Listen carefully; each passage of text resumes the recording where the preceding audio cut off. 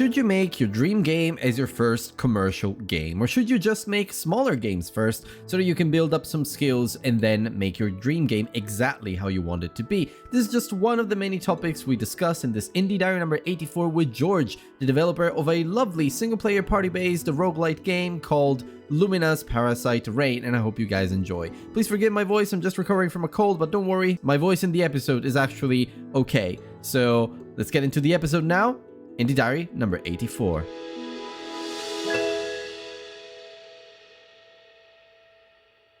Alright, hello everybody and welcome to a new episode of the Indie Diaries podcast. This is, I believe it's going to be the first episode of the new year. It's going to go live on the 12th of January and I'm here with George. I will not say your last name in fear of butchering it. I suppose you can say it instead.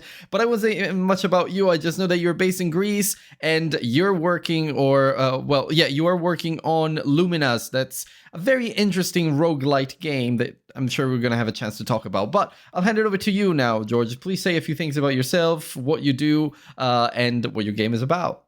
Hello, everyone. Thanks for having me.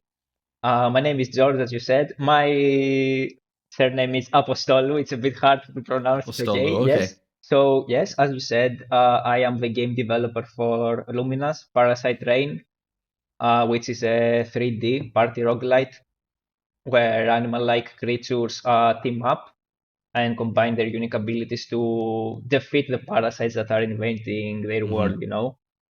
And as the game goes, they unlock power-ups, evolutions, and many stuff. Meta progression and systems that roguelite games have. Yeah. So to introduce myself, this is my first game. I'm working on it in a team with other two people from Greece as well.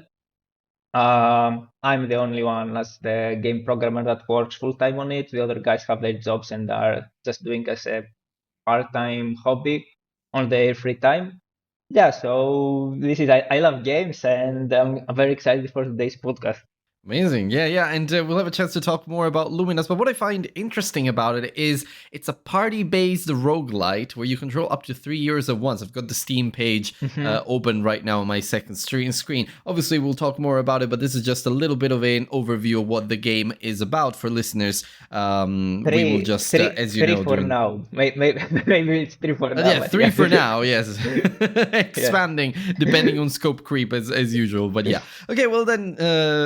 George, you know that, and we talked about it, we're going to have a little prologue segment now with an icebreaker with 60 seconds. In 60 seconds, I'm going to ask you as many questions as I possibly can, and please only reply as concisely as you can. One sentence is fine, and there's going to be some background music. So are you ready? I'm ready, yes. Perfect. So, what's the first game you ever fell in love with? Pokemon. Okay. If you could only play one genre for the rest of your life, what would it be? Roguelites. Well, obviously, okay. What's the most underrated game everyone needs to play? The most underrated game? Well, this is a hard question. Yeah, this is a hard one.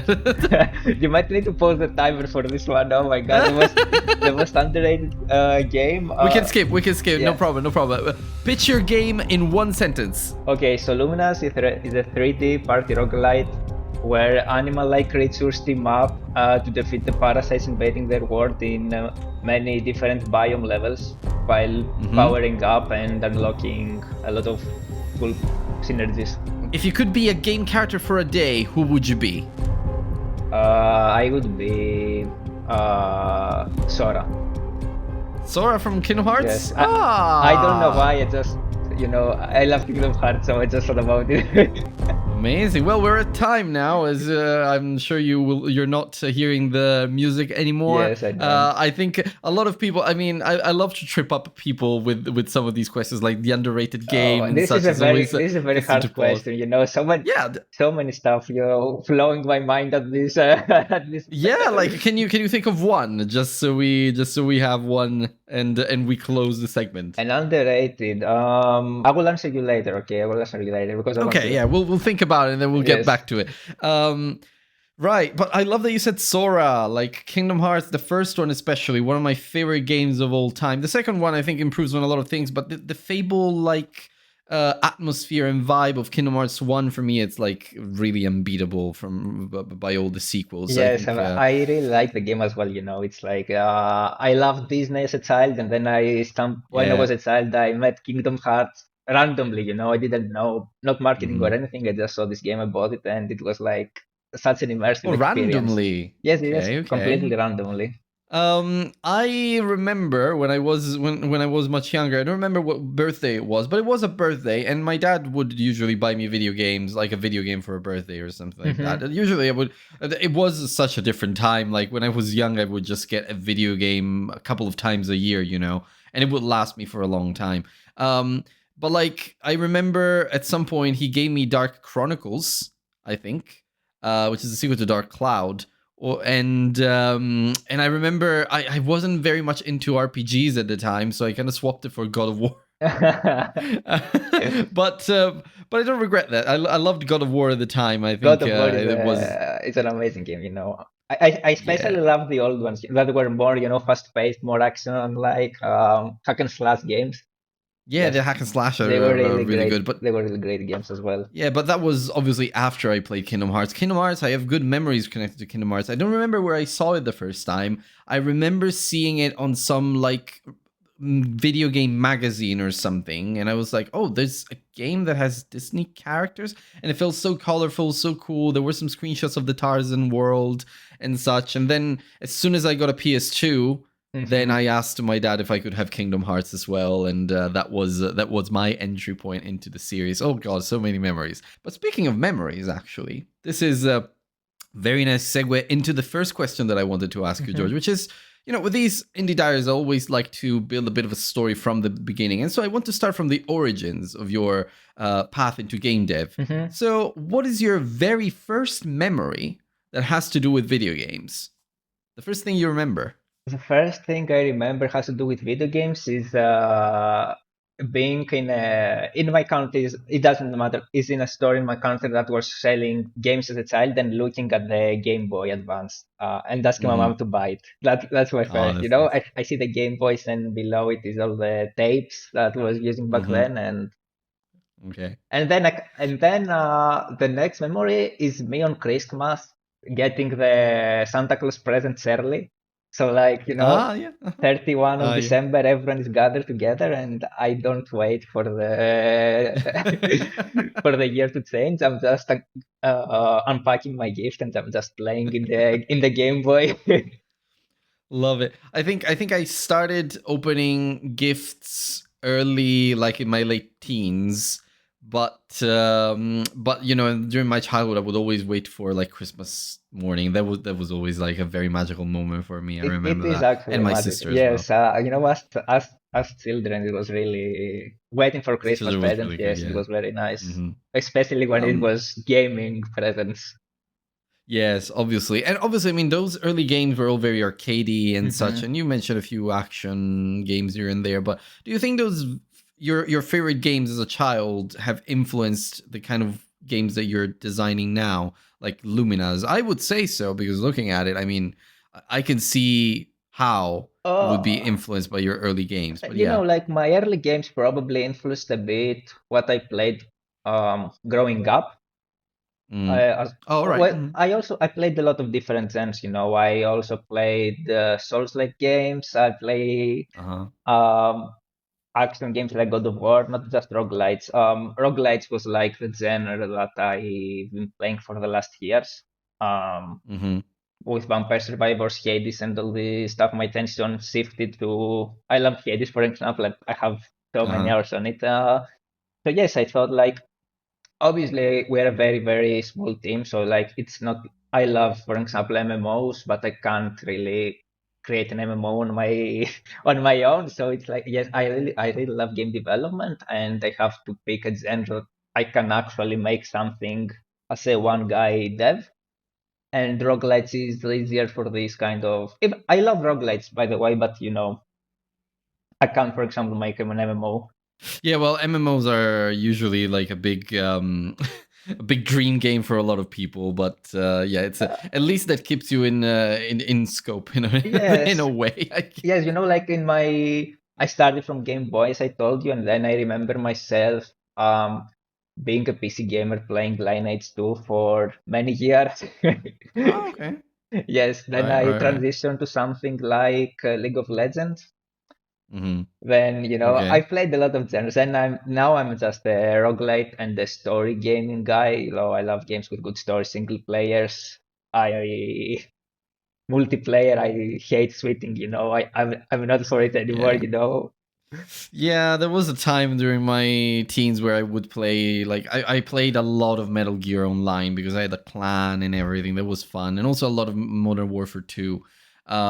But then, like, over time, I just naturally moved to single player games as well, like then indies and such. Obviously, we're here talking, so Yes. there's a clear reason for that, I guess. And when did you realize that, there's always that moment that I like to reference when you've been playing so many games, but you're also super fascinated by how they're made, and so maybe you could make one yourself. So what was that moment for you? Was there like a light bulb moment or something like that? So, my first job was actually a web developer. Uh huh. Okay. I was working with e-commerce, e-shops, and all this stuff. And up to a point, it was cool, but then it was a period of my life where my personal life was not really that bright. And combined with the work that was like whatever or irrelevant, it's like I started saying that, okay, there is no way I'm going to do this for the rest of my life. I'm still young. Yeah. I want to try to work into something I really enjoy. And I've been playing video games all my time. I'm already coding, so I'm saying, okay, I Hmm. want to do this. I don't know how it will turn out, but I love games and I would like to make my own game. Yeah, it was a natural jump, I guess. Yeah. Yeah, you can Oh, say there's a so. cat. Yeah, there's a cat behind. I've got one too, but she's sleeping here in her little donut bed. Oh So. yeah, he's sleeping in my chair, like the. Oh. Right, yeah, no, that makes sense. It was obviously a very natural jump for you, and some people just happen to fall into game development by chance. But some people were developers before, and they just have a lot Well, of I transferable think that skills at in that order to point. be a game developer, you probably at least must love making games. Yeah, Because if you don't, I think that there are other dev jobs that are paying better. true. Yeah. You don't have to deal with all the grind of game dev, like if you don't like. It's I think the difference is, well, obviously, software development can be super creative too, but I think the difference is if you are like a game developer that is wearing a lot of hats, it is such a creative job because you do see stuff moving on screen. You do build like some sort of like a designed experience and whatnot. Like the act of making games, I did publish a video on the YouTube Mhm. channel, and listeners, if you haven't watched it yet, it's one of my latest one of my latest long form videos in the Indie Chronicles playlist, but it's about me trying to make a game in 5 days for a game jam. I had done other jams before, but every time I take part in a jam, the act of going from the blank editor screen to seeing something move on screen and then seeing your mechanics work and seeing things just work as intended, that is something so special in a lot of Yeah, I ways. agree. It's very when you're designing a game by yourself, when we have to design about what's fun on the game, the mechanics and everything, and you see everything coming together to create something. It's a really nice feeling. Yeah, it's fulfilling and satisfying in a lot of ways. And well, obviously, I mean, you're a seasoned developer, whether in web or in game development. But what would you say, especially maybe specifically to game development, Mhm. what would you say is one big challenge that you've managed to overcome so far? In game development, the biggest challenge. I'm gonna talk as an indie game developer, because I haven't worked big AAA companies, for example. I suppose every person has a very specific job to do. I did design for the game. I did the programming for the game. I think one of the biggest challenges is to actually don't not get, how can I say it, don't get too lost or confused of the big amount of work, and just break it down to small steps, and say I'm going to start with this, then with this, then with this. Because like I had for example, the other guy on the team that is not a programmer wanted to test out the whole game, and then I Hmm. have to, in order to test the game, I have to make the gameplay, I have to make the some basic balance, some sound, and everything. And it's this process of combining all together in without getting lost and overwhelmed by the whole thing. Yeah, well, obviously, I mean, it's such a multifaceted job in a lot of ways, or even work in a lot of ways to just try and juggle all the different bits. So yeah, it's a challenge for many Yeah, people. yes. For me, like I think it's making a plan, for how you're gonna start working on this, and then you're gonna transition. Yeah. But you might not finish this because there are other people that need some to continue their job. So I might leave jobs unfinished to help some Mm-hmm. with something else, and then turning back and Yeah. actually putting all the stuff in an order. So you because many developers, hate it when they have a plan and it gets ruined for some of their needs, but it's part of the job. Yeah, it's because usually those plans, like you've been planning for a long time, and maybe you've been building up to that plan. You've been putting a lot of work into that plan, and then you just see it fall apart because of something that doesn't quite click or work. It can be frustrating, but if you learn to grow past it, then yeah, certainly your project, your game is going to gain quite a bit. And speaking of your project and your game, like obviously you said that you're working with two more people. Hmm. So it's your game studio is called Soto Game Studio, right? I don't know why I've got Sleed down. It might have been from something else. But like, how did the studio come to be? Like, did you just find your collaborators? The collaborators, are they friends? How did it happen? So the collaborators are working in the same company. I was working as a programmer, so it started with me saying, "Okay, I quit because I want to make games." I was as I was Mm-hmm. as a game developer, and the company I was working then is called Slate, by the way. That's why the told me, you know what, we believe in you. So we they have no idea about game dev, but let's try to make a game development department and the project here. Mm-hmm. Obviously, the resources are very limited and everything, but so the other two guys are people from the same company that really love making games. Okay. But they still have their main job. I am the one that's a full time. Mm-hmm. This is how Right. they're not friends from outside work. They are work guys, but I consider friends now. But Obviously, yeah, yeah. because you've been working together for a while now, Hmm. I suppose, to create this lovely luminous parasite rain. So I think it's time to talk about it a little bit more. So yeah, just how did the game come to be? Like, where did the idea for the game come to life, and what inspired it, and kind of how did you get to this point now? Okay, so I don't know why, but for me, like from the beginning, from the first thing I thought about making a game was it was like, okay, I even though I love games with characters like warriors and stuff, for Mhm. my game I wanted to be like animal creatures. Yeah, I just like them, cutesy. Yeah. it was like the standard. It was no thinking. It was like the base of everything, and then I like the idea of party from the beginning, working together, and we started with this as the base, and we built it up. We Hmm. added mechanics to this. It was not a debate if we're going to make this or something else, because we're gonna make Yeah. this and how we're gonna work on this. Yeah, it was like we started, and the first thing we said is, okay, we're going to make this. It was not much of a debate to this. Yeah, I think I think a lot of developers underestimate how one good idea can be the foundation of of a really good game. So in your case, like the party-based roguelite where you control up to 3 heroes at once, that feels like a very kind of unique concept for the well, unique, or in any case, it has its identity. It has a little bit of you inside this idea, and it's not just a simple reimagination of a subgenre or something. Yes, okay, you Um, can say that.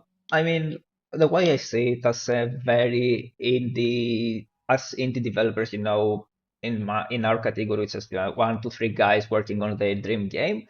I see it, make your dream project in the way you have imagined it to be. Don't try to make something that you don't like just because it might be more.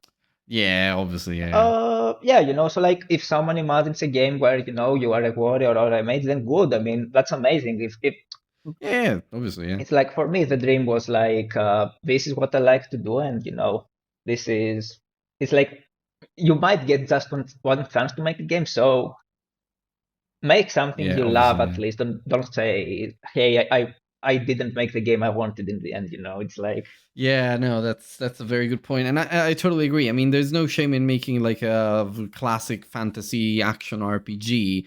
A lot of developers that I've spoken to struggle with making the game reach its audience because maybe it doesn't, maybe the audience doesn't feel like it stands out enough, or maybe it doesn't have soul, or maybe they think they have the soul but maybe it's in the wrong places. So there's always a bit of a disconnect between the creative idea and uh and the dream game yes, this sometimes. is the hardest part. I think this is the hardest part of like have your idea and making your idea turn out actually good for the player because it's way Yeah. different the things you imagine in yourself with Hmm. actually programming it and Hmm. how it will turn out with all the problems that might rise in Yeah. the that you haven't thought about and everything. Yeah. Uh, yeah, I mean now especially for roguelites at the moment there are so many roguelites coming out. Over the last 2 or 3 years. It's like Yeah. and there might be.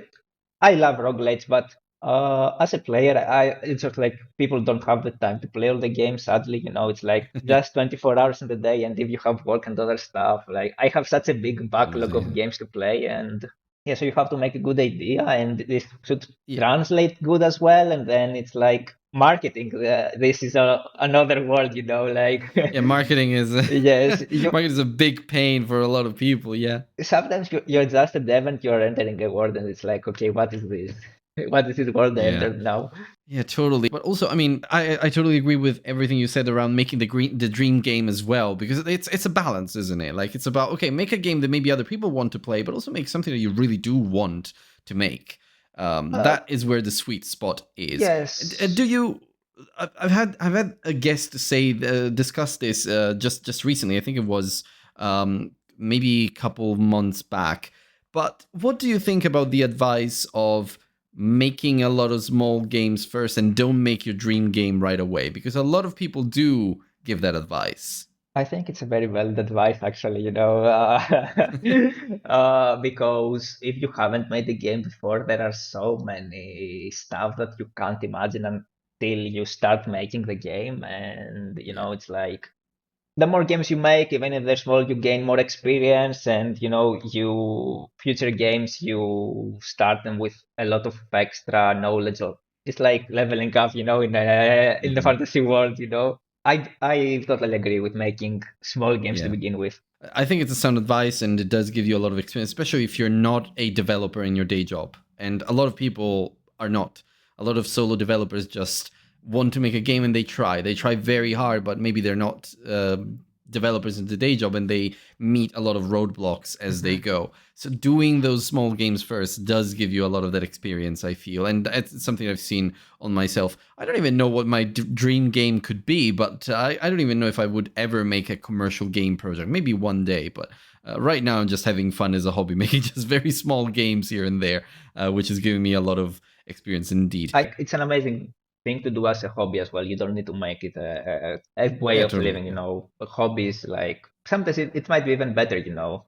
Without having to stress yeah, about living, making a living out of it and everything. yeah, and having to pay the bills, and there is the odd Team Cherry. There is the odd the odd Stardew Valley. So Eric Barone. There is the odd Expedition 33 for slightly bigger studios, but they are very rare. Although there's been two or three just this year, if you include Blueprints as well. So I think Um, a lot of people are starting to really appreciate indies, but this we'll see year where we was a go. very nice year for gaming and for indie gaming. Like so many Yeah, good games came out. It's an amazing yeah. gaming year. And, and listeners, by the time you listen to this episode, my video on the Indie Diaries YouTube channel on why 2025 was such a great year for games will be out. So please go and check it out. It's going to be an analysis of everything we've talked about here. But going back to your game, so what would you say? Obviously, we've been working on it for a while, so now you may have had people already try. I see that you did a play test and such. What was one of the most memorable reactions someone has had to Luminas? Something you Memorable. really remember that stood out. So like the reactions I remember the most are reactions from my close people, because it's like this Well, that extra, counts. That counts. it's like this extra connection that you have and you're worried. For example, I said that, we're gonna, I would think that the game is good when I will be okay to share it with my close friends. Yeah. Okay. Something Okay. I like see. this. So this obviously, even when other people joined our Discord and played the game, it was as well and very nervous in the beginning. From will it work? Will something start crashing and it will be a disaster? Yeah. Or like someone is you get the notification from Discord that someone posted the comment and you're like, okay, what am I going to read now? I hope it's good. Yeah. I hope Yeah. someone likes it. Yes. You get Uh, emotionally prepared to handle it. yes, Yeah. it's very nice, but I like it. It's very good to have someone, both a friend and a stranger, to play your game. And I think Mhm. it's a very nice feeling seeing them enjoying something. And even if they don't, it's like it's still cool, that someone gives you his feedback and everything. Yeah, no, I have to agree there. And it is a great feeling to see comments of people who enjoy your game. I think my most well, it's very much an overstatement, but my most successful game was the one from the last jam that I did, and I did entirely solo, and that was like kind of a maze runner puzzler with like where you have to save coworkers and such. Was really cool, but well, really cool for me to work on it. But the comments were amazing. That there were people saying, "Oh, this is so fun! I love the music and whatnot," and that just fills you with Yes, this a is lot of joy, doesn't it? Yeah. it's an So amazing feeling. One of the best yeah, feelings. exactly. And that brings me to the core of this episode, which is the one question that I love asking every game developer that comes onto the show. Why are you a game developer, George? What is it that drives you forward? Honestly, I just love making games. I spent all my life playing games. I spend my free time watching videos or streams about games when I'm not playing games. I can say that my life revolves around gaming. So Uh huh. this is pretty It's much, and now that I became a game developer, I am even more motivated to play something and to make something and that people will like to play, experience this feeling. I think this feeling is amazing. So this, Yeah, no, I see. I totally see what you mean, and it's just you love games so much that for you making them just makes sense. Um, yes. so yeah, well, yeah, no, lovely answer there. And believe it or not, we're near the end. I just have two more questions for you, which are going to be a little bit introspective. So yeah, as I kind of hinted at throughout this episode, these episodes are kind of indie diaries. I see them Hmm. as journals, kind of memoirs for the people that come onto the show. So imagine if this were your last chance to say something to the world, to leave a final note, what would you say to other developers like you, or maybe players? I'll leave the choice to you. Uh, well, I can say something to both. Well, I would say something to both. Like, Okay, yeah, you can, you uh, can, you can. well, I don't know. Like to indie developers like me, I'd say that if you had just one chance to make the game, make it Mm-hmm. count, make what you love, and Nice. Mm, yeah. it's an amazing feeling.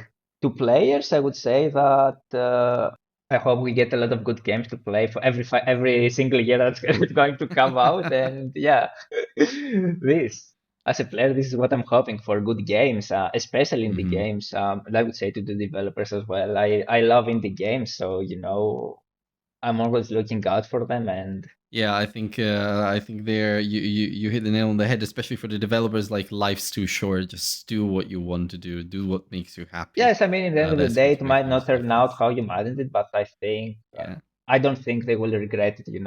I think it's true. an amazing experience, and you will get a lot out of it. I think I at least grow up a lot through Mm. it, and I think And my last question to you, my dear friend George, is what is your one wish for the game you're making now? What is your vision? What do you wish for it for its future? I wish the game have a successful launch, and by successful launch don't mean for us to become rich, but for some people to enjoy it, and so we can continue working on the game. We will launch at early access, and I really want to continue working on it to release it to its full version with what I have in mind. And yeah, I think just read some comments of people liking my game. I think that's all, and me as well to play the game from start to finish and then say, yeah, I like this. Yeah, I just want to that's see it completed, and be a good game. yeah, that's a very solid wish, and I always love when I play a game that is so that stays with me for a long time. So I wish you that to receive comments like that, people that say, "Oh, this I can't stop playing this Thank game." you. That would be Thank you very that would much. probably Thank be you. the best. Thank you very much. That would probably be, no worries. That would probably be the best feeling for you. But yeah, my friend, that's it. That is the end of the episode. Can't believe we're already here. I only have one more thing to ask you, and sometimes some party words. So where can other people find you? And if they do, what is the best way to support you? Um, we have uh, we have our Discord, Luminas Parasite. We have a Steam. The best way to find us is on Steam. Luminas Parasite Train. The best way to support us is simply by wishlisting the game, and later in 1 month or something, we're going to release a demo. So we would love for people to hop up then and play the game. Other than that, we also have X, if you want to follow us there, and Instagram. But yeah, basically Steam page, wishlist our game if you are into the genre and you like this kind of games, and we're looking forward that you play the demo that we will release soon. And of course, I'll have all of these links in the description of the episode. So, listeners, you can go and find George, support him, wishlist Lumina's Parasite Rain, and hopefully participate in his next playtest. Because right now it only says playtest number 1, so presumably there will be more coming on the Steam page. Yes. Who knows? We'll see. But yeah, thank you so much, George, for wanting to be part of the show. It was lovely having you here, and I truly do wish you all the best with Luminas, your studio, and everything that comes after. Thank you very much. It was a big pleasure talking to you, and I can also answer you the question about the most underrated game. Yeah, we finally can. Yeah, let's do that. Yeah. Because okay, it might not be an underrated game in general, but I think it's underrated gaming for this company. I really liked Bully from Rockstar. Oh yeah, yes. Bully. I really liked it. Being in the school and doing all the test. I think it was a very game. Not many people talk about it anymore. It's like forgotten but I loved Bully. I think it is definitely one of Rockstar's best games. Yeah, lovely pick. Okay, amazing. I think with this we can end the episode. Thank you so much, George. Thank you. And yeah, the best of luck with Luminas and everything that comes after. Thank you very much. I wish you the best as well. Holidays are coming soon, so wish everyone happy holidays as well. Yeah, and happy New Year to anyone listening to this yes. one after the holidays. Yes, that's correct. All right, my friends, and that's a wrap on another episode of the Indie Diaries podcast, Indie Diary number 84. Thank you, George, for being an amazing guest, and I truly wish you all the best. Listeners, please check out the links in the description if you want to support George. And also, thank you, listeners, for listening to this episode. It was the first episode of 2026. We're into the 4th year of the show after founding it in 2023. So if my math is correct, yes, it's the 3rd year that we... I mean, it's a 3rd year mathematically, but it should be the 4th year running. And I have so many guests in mind. Some of them have already agreed for the first few months of the year. Some others, I'm just trying to get them, but we'll get there. And don't worry, it's going to be amazing all the same. Also, this year, we'll hit 100 episodes. We're so close. We're at episode 84, and that's going to be such an amazing milestone. So, if you want to support the show in any way, you can, first of all, follow me on all socials, but you can also check out the links in the description to find my YouTube channel. If you're into long-form videos, I've published a few already. The first one was about Silksong, and the second one is about the games of 2025 and why 2026 might be just a slightly different year for games in general as an industry, but also for indie games especially. And I hope you guys enjoy that. You can also go on patreon.com/theindiediaries to support me monetarily if you feel so inclined, and I would appreciate that very much. And speaking of patrons, thank you, Peleg, for being an amazing supporter all this time. But now I'll leave you and let you go. I'll speak to you in the next Indie Diary.